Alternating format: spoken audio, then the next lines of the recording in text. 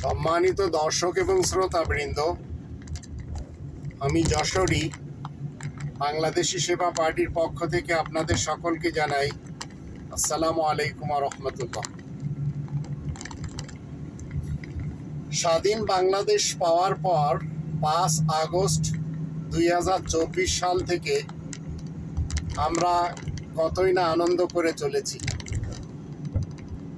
আল্লাহ তাআলা আমাদেরকে একজন শিক্ষিত মানুষ দিয়েছেন, যাকে পৃথিবীবাসী সম্মান জানায়।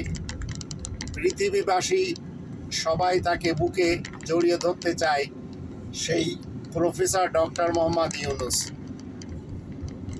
যদিও আমাদের দেশে এমন কিছু অপদার্থ, এমন কিছু জাগ্রত জানোয়ার রয়েছে যারা কিনা কখনো ইচ্ছাও করে না ওনাকে সম্মান দিবে, বরঞ্চ কিভাবে ওনাকে অপমান করা যায় তার জন্য বিভিন্নভাবে ইনিয়ে বিনিয়ে অনেকে কথা বলে। আবার কেউ টক শোতে এসে টকবাজি করে, আবার কেউ ইউটিউবে এসে নিজেদের হিংসা এবং ঘৃণা ছড়িয়ে দেয় এই মহান ব্যক্তিটির বিরুদ্ধে। এই রকম একজন ব্যক্তি ইতিহাস খুঁজলে আমরা দেখতে পাই ইনি এমন একজন মুজাদ্দেদ যা শত বছরে জন্ম নেয়। মুজাদ্দেদ এই জন্যই বললাম যে এই শব্দটি উলামা লীগ এবং উলামা দল, সালাফি উলামা এবং যারা আমাদের দেশে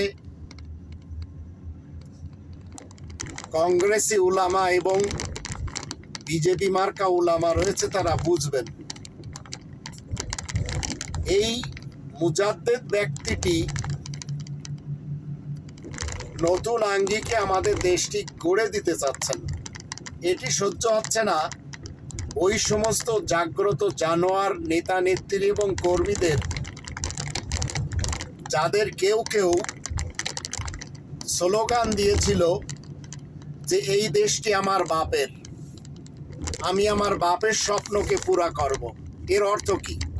আবার কেউ কেউ বলেছিল এটি আমার স্বামীর, এটি আমার অমুকের তমুকের। এই যে সমস্ত অপদার্থমূলক শব্দগুলি জাগ্রত জানোয়ারদের কাছ থেকে আমরা শুনে শুনে আমাদের এমবি খরচ করে এদের এই দেশদ্রোহী কথাবার্তা শুনে আমরা আমাদের কান ঝালাপালা করে রেখে দিছি।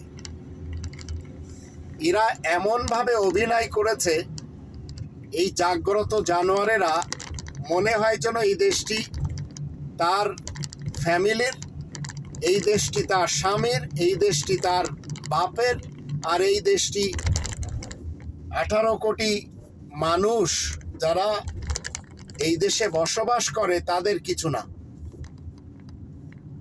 আল্লাহ রাব্বুল আলামিনের পক্ষ থেকে আমাদেরকে যে কনস্টিটিউশন দিয়েছেন, সেই কনস্টিটিউশন আমরা যদি আমাদের নিজেদের বাস্তব জীবনে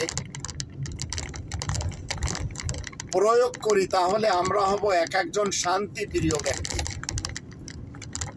আর আমি যখন আমাদের বাংলাদেশের এই লার্জেস্ট দুটি ফ্যামিলির পক্ষ থেকে বারংবার আমাদের কনস্টিটিউশনকে সংশোধন অথবা সংমিশ্রণ করা হয়েছে, তখন আমি দেখতে পাই আমাদের এই সংবিধান কোনো না কোনোভাবে কোরআনের অনেক কাছেই রয়েছে। যদিও আমাদের অনেকে এটি বুঝেন না। রব্বানি কনস্টিটিউশন আমাদেরকে কি শিক্ষা দেয়? রব্বানি কনস্টিটিউশন আমাদেরকে শিক্ষা দেয় ন্যায় বিচার করতে হবে। এই কথাটি কোরআনের, আমাদের সংবিধানেও রয়েছে। রব্বানি কনস্টিটিউশন আমাদেরকে শিক্ষা দেয় ন্যায্য পাওনা দিতে হবে, এটিও আমাদের কনস্টিটিউশনে লেখা রয়েছে। কিন্তু যেসব জানোয়ারেরা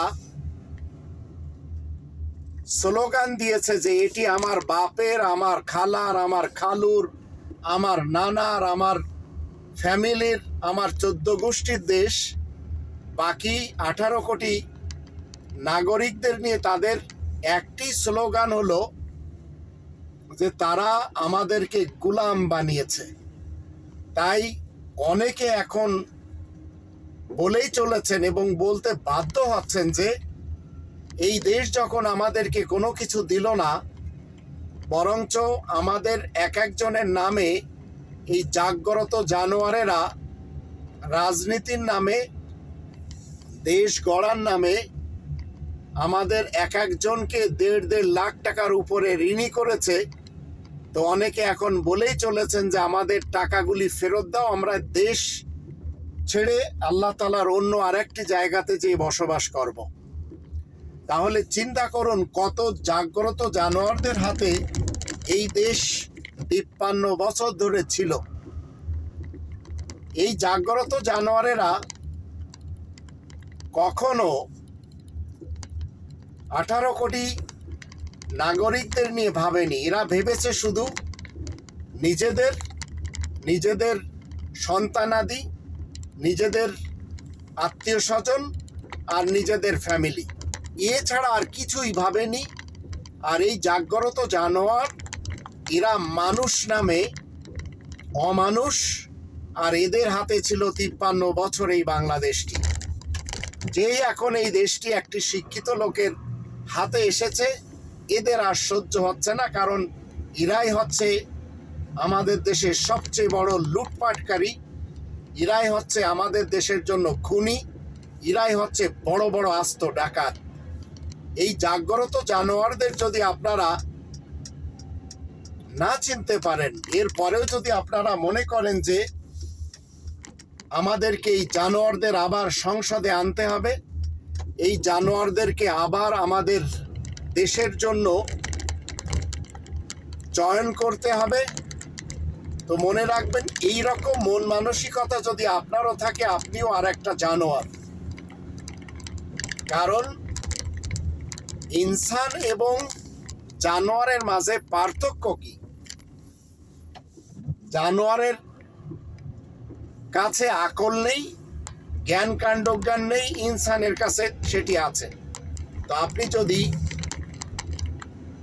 জাগ্রত জানোয়ার না হন, তাহলে 53 বছর ধরে যারা আমাদের দেশের মানুষ খুন করেছে, এদেরকে খুনি বলে সম্বোধন করুন, এদেরকে জাগ্রত জানোয়ার বলে সম্বোধন করুন। মনে রাখবেন সে যেই হোক না কেন, সুকৌশলে এই জাগ্রত জানোয়ারেরা ভারতের রয়ের হয়ে এদেশের মানুষের বুকে গুলি করেছে। ভারতকে খুশি করতে যে এক দল পাল্টে আর এক দলে গেছে, আর এক দল পাল্টে আর এক দলে গেছে। আবার এরা এখন প্রকাশ পাচ্ছে যে আমরা তো শান্তি চাই। মনে রাখবেন আল্লাহ রব্বুল আলামিন এই জাগ্রত জানোয়ারদেরকে সামনে নিয়ে বলেছেন, 2 নম্বর সূরা আল বাকারার 11 এবং 12 আয়াত দুটি যখন আমরা দেখি, আল্লাহ বলছেন, ওয়া ইযা কিলা লাহুম লা তুফসিদু ফিল আরদ ক্বালু ইন্নামা নাহনু মুসলিহুন আলা ইন্নাহুম হুমুল মুফসিদুন ওয়ালাকিন লা ইয়াশউরুন। যখন এদেরকে বলা হয় যে তোমরা আল্লাহ তাআলার পৃথিবীতে ফাসাদ সৃষ্টি করো না, তখন তারা বলে আমরা তো দেশে শান্তি স্থাপন করতে চাই। আল্লাহ বলছেন, আলা, তোমরা সতর্ক হয়ে যাও, জেনে রাখো এরাই ফাসাদ সৃষ্টিকারী, কিন্তু এরা উপলব্ধি করতে পারে না। তো এই জাগ্রত জানোয়ার, এই নরপশুরা, এই নরপিচাসেরা, এই খুনিরা, এই ডাকাতেরা আমাদের দেশটি লুটপাট করে খেয়ে কেউ বসে গেছে কানাডার বেগম পাড়ায়, কেউ আমেরিকাতে ডজনের উপরে বাড়িঘর ক্রয় করেছে, কেউ ব্রিটেনে, আবার কেউ মালয়েশিয়া, কেউ সিঙ্গাপুর, কেউ আরবের দেশগুলিতে, আবার কেউ আফ্রিকার দেশগুলিতে, আবার কেউ জাপান, চায়না এবং বিভিন্ন দেশে এই খুনিরা লুটপাট করে নিয়ে দেশের 18 কোটি মানুষকে মানুষ ভাবেনি। তো আজকে আপনি এবং আমি এই জাগ্রত জানোয়ারদেরকে কেন মানুষ ভাবব?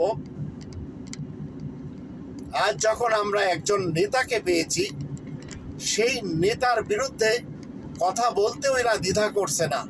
ইনিয়ে বিনিয়ে গিবত গিল্লা করে কিভাবে তাকে ছোট করতে হবে, আর ভারত যেভাবে তাকে চাচ্ছে না, সেই ভারতের খুশি করার জন্য আজ এরা সবাই বিভিন্নভাবে টকবাজি করে চলেছে। এই টকবাজদের থেকে আমাদের সাবধান থাকতে হবে। পিলখানার ঘটনা, শ্যাপলা চত্বরের ঘটনা, গ্রেনেড হামলার ঘটনা, এটি কি কোনো মানুষ করতে পারে? এটি কি কোনো মানুষের দ্বারা সম্ভব? জঙ্গলের হিংস্র জানোয়ারও তো এইভাবে মানুষ মারে না।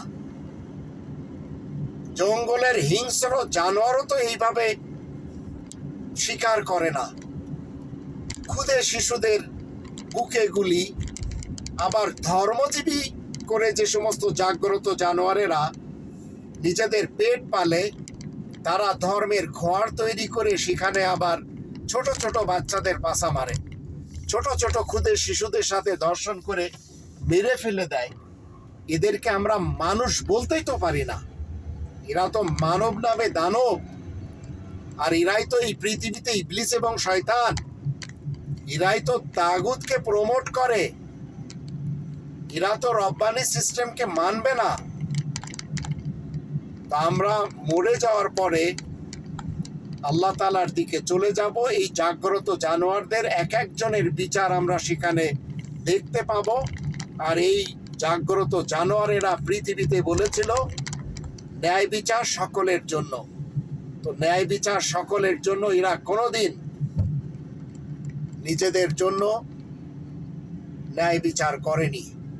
তো ন্যায় বিচার যেখানে পুঙ্খানুপুঙ্খ রূপে হবে, সেটি হচ্ছে আখেরাতের